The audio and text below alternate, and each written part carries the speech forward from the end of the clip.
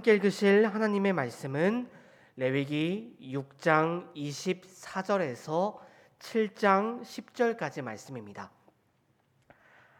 레위기 6장 24절에서 7장 10절까지 말씀, 이 시간 제가 한 절, 여러분이 한 절 교독하신 후에 마지막 7장 10절 말씀은 우리 한 목소리로 읽도록 하겠습니다. 여호와께서 모세에게 말씀하여 이르시되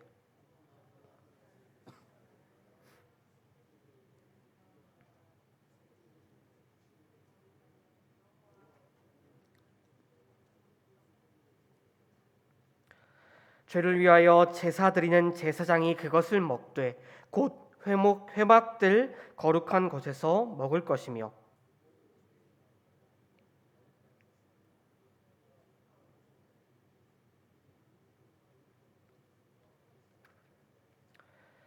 그 고기를 토기에 삶았으면 그 그릇을 깨뜨릴 것이요 유기에 삶았으면 그 그릇을 닦고 물에 씻을 것이며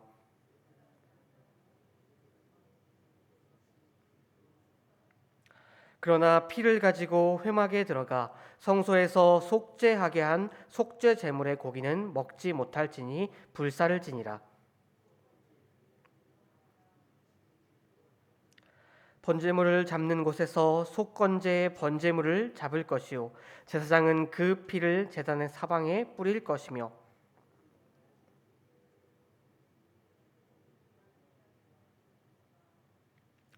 두 콩팥과 그 위에 기름 곧 허리 쪽에 있는 것과 간에 덮인 꺼풀을 콩팥과 함께 떼어내고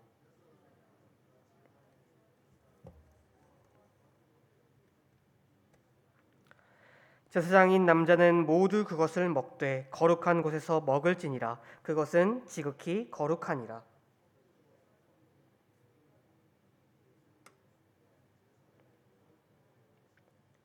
사람을 위하여 번제를 드리는 제사장 곧 그 제사장은 그 드린 번제물을 가죽을 자기가 가질 것이며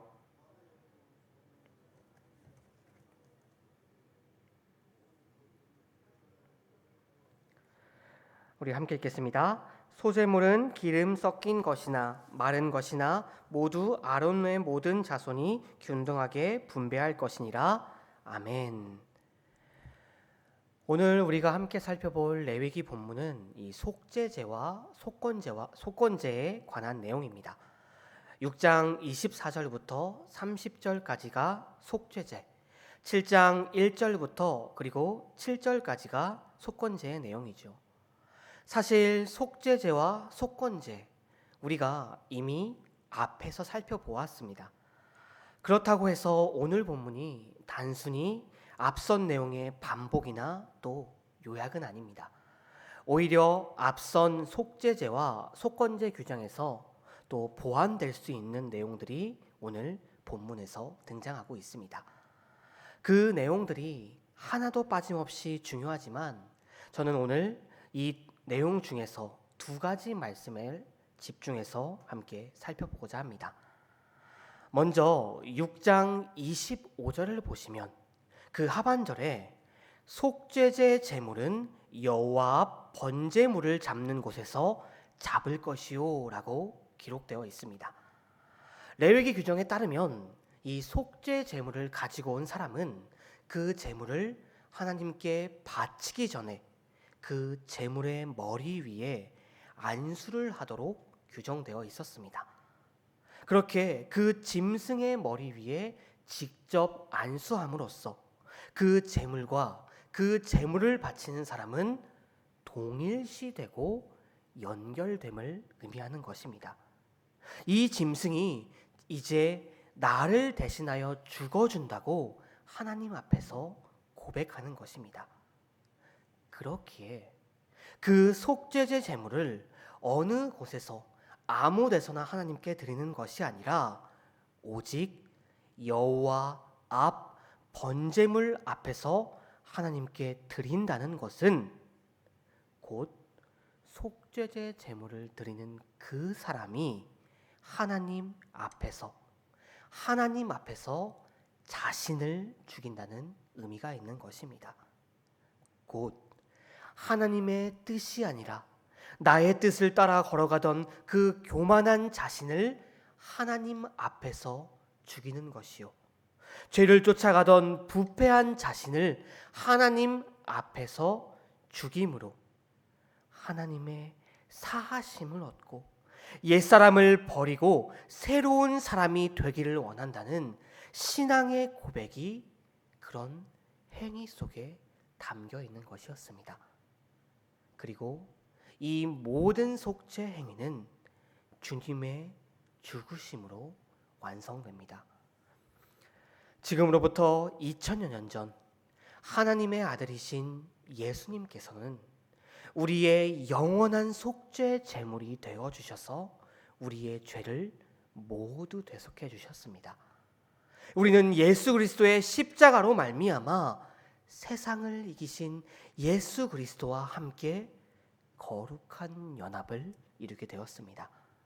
이제 우리는 주님의 죽으심으로 말미암아 하나님의 사하심을 얻게 되었습니다. 성도 여러분, 우리는 주님께서 우리의 대속의 속죄 제물이 되어 주심으로 말미암아 새 사람이 되어 주셨습니다. 그러나 옛 사람의 잔재를 버리지 못한 채 여전히 죄의 유혹에서 하염없이 흔들리고 있는 것도 바로 우리의 모습입니다. 그래서 골로새서 3장 5절에서 바울은 우리에게 이렇게 이야기합니다. 그러므로 땅에 있는 지체를 죽이라. 곧 음란과 부정과 사욕과 악한 정욕과 탐심이니 탐심은 우상 숭배니라. 바울이 죽이라고 말하고 있는 땅의 지체, 이것은 우리의 부패한 성품을 말하고 있습니다. 곧 죄인이었던 옛 사람의 잔재입니다. 이런 것들을 사도 바울이 지금 죽이라고 명령하고 있는 것은 이 모든 것들이 거듭난 새 생명이 옛 사람의 모습으로 돌아가게 만드는 죄악들이기 때문에 바울은 그런 것들을 아주 없애버리라고 명령하고 있는 것입니다. 다른 어떤 방법이 있는 것이 아니라 기도하고 성경 읽고 봉사하고 하나님의 뜻대로 살아가는 그 충성된 습관을 가지고 살아감으로써 너희들이 가지고 있던 그 모든 옛사람의 잔재들을 모두 없애버리라고 바울은 계속해서 우리에게 이야기하고 있습니다. 성도 여러분, 우리가 옛사람의 잔재를 완전히 버리고 온전한 새 사람으로 살아갈 때 그때야말로 우리의 삶은 진정으로 의미 있는 삶이 될 것입니다. 예수를 믿는 믿음 안에서 새 사람 되어서 하나님의 뜻대로 살아가는 순종의 길을 걸어가는 새 사람다운 모습으로 살아가는 저와 여러분들이 되시기를 바랍니다. 다음으로 레위기 7장 3절과 4절을 보시면 여기에는 이 속건제를 드릴 때 어떤 것을 하나님께 드려야 하는지에 대한 내용이 기록되어 있습니다. 모세는 우리가 이스라엘 백성들이 속건제를 드릴 때 기름, 곧 제물에 기름진 꼬리와 내장에 덮인 기름을 비롯해 콩팥에 간 허리에 있는 기름을 모두 모아 단 위에 불살라 여호와 앞에 화제로 드리라고 명령하고 있습니다. 자, 그렇다면 왜 하필 기름일까요? 동물의 고기도 있고 가죽도 있고 뼈도 있는데 왜 하필 하나님께 짐승의 모든 기름을 드리라고 명령하고 있는 것일까요? 히브리어로 이 기름은 헬레브라는 단어입니다. 이 헬레브, 기름, 지방이라는 뜻을 가지고 있는데요. 여기에는 최상의 것이라는 뜻도 이 헬레브에는 있습니다. 왜냐하면 고대 근동 사회에서 지방, 기름은 고기의 부위 중에서 가장 값비싸고 중요한 부분으로 여겨졌기 때문입니다. 그것도 그럴 것이 지금처럼 식물에서 기름을 손쉽게 뽑아낼 수 없던 그 시대에 기름은 동물에서 나오는 것에서 의존할 수밖에 없었기 때문입니다. 그렇기에 동물에서 나오는 기름은 가장 값비싼 것으로 거래되었습니다. 따라서 지금 제사를 드릴 때 하나님께 짐승의 모든 기름을 예물로 드리라는 것은 하나님께 최상의 것, 가장 좋은 것을 예물로 드려야 함을 지금 강조하고 있는 것입니다. 성도 여러분, 우리 하나님께서는 전지전능하시고 무소부재하시며 사랑과 은혜가 충만하신 분이십니다. 그리고 그 아들을 우리에게 보내사 우리를 죄에서 구원하셔서 우리를 자녀 삼아 주신 분이십니다. 이러한데 지금을 살아가는 우리도 우리가 가진 가장 좋은 것, 최상의 것을 드리는 것이 옳지 않겠습니까? 그렇다면 성도 여러분, 지금 여러분이 가진 가장 좋은 것, 최상의 것을 하나님께 드리고 계십니까? 여러분이 가진 좋은 것, 최상의 것, 바로 여러분들을 말입니다. 이 세상의 그 무엇보다 하나님께서는 여러분들이 하나님을 믿고 예배의 자리에 나와 주님을 찬양하는 여러분들이 가장 귀한 존재입니다.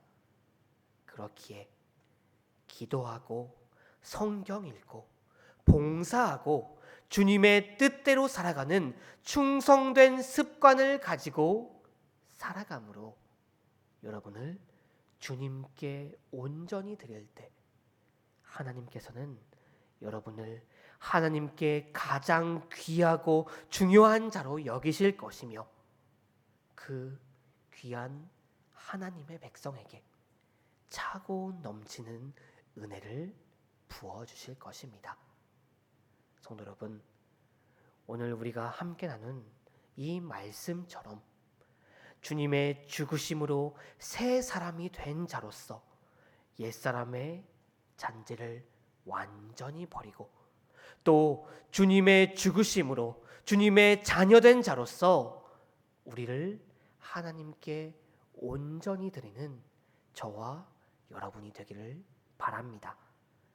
오늘 하루도 그리고 내일도 그리고 주님 만나는 그날까지 충성된 습관대로 기도하고 성경 읽고 봉사하고 주님의 뜻대로 살아가는 여러분들이 되시기를 바랍니다.